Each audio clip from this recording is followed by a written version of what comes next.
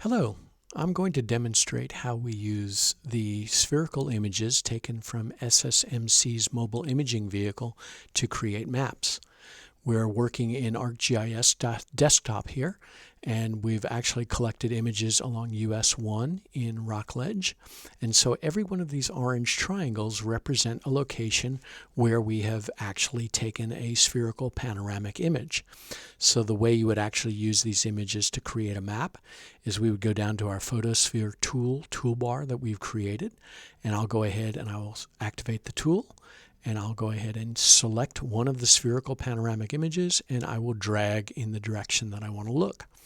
When I do that, a new view actually opens up, and so now I can see this spherical image where I'm at. So I'm at the intersection of Barton Boulevard and US 1. And then wherever I turn and place this crosshair, in my ArcMap environment, I see a colored line that matches the outline of the actual panoramic viewer that I'm in. So I can go ahead and now look in any direction, and the line on the map will update to show me the direction I'm looking. I can also go ahead and zoom in if I needed to zoom in to see more detail, or zoom back out. So the idea here is that anytime we want to locate a feature, we just locate that feature in two different images, and we can go ahead and place it within the system. So let's start. I want to locate this power pole here. So I've got a distribution pole here. So I'm now looking at it in one image. And what I'm going to do now is I'm going to open up a second sphere viewer where I'm going to click on this image, and I'm going to drag in the same direction of the power pole. That opens up a new view. So now you can see I have that view is color-coded with that line.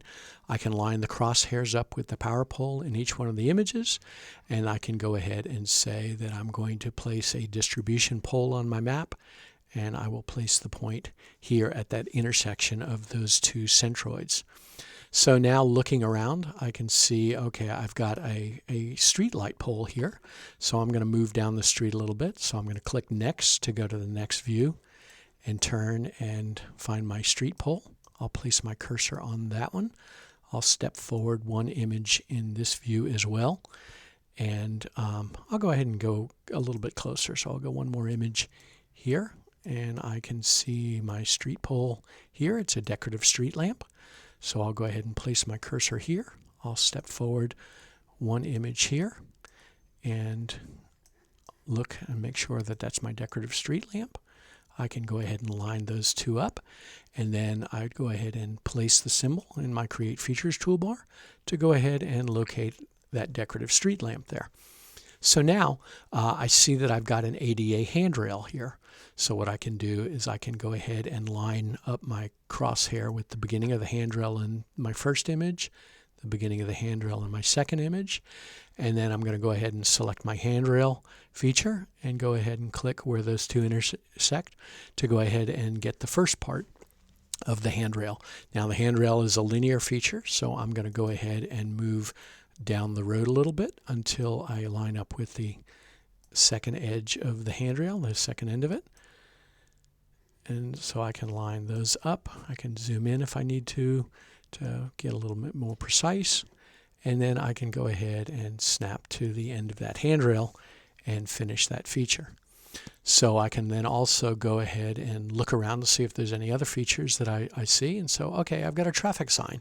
So I've got a hospital traffic sign. I'm going to go ahead and put my cursor lining it up with the base of the sign here, and then the signpost here. And so then what I can do is go to my sign features and indicate that I've got a hospital sign, and I can go ahead and place that symbol on the map. So the really nice thing about this is that we can go into any particular area in the city, collect images, and then use those images to sit at your desktop and be able to extract out features. This is something that the SSMC team can do for you, or we can deliver the images to you and you can do those yourself. So thank you very much for watching. Goodbye.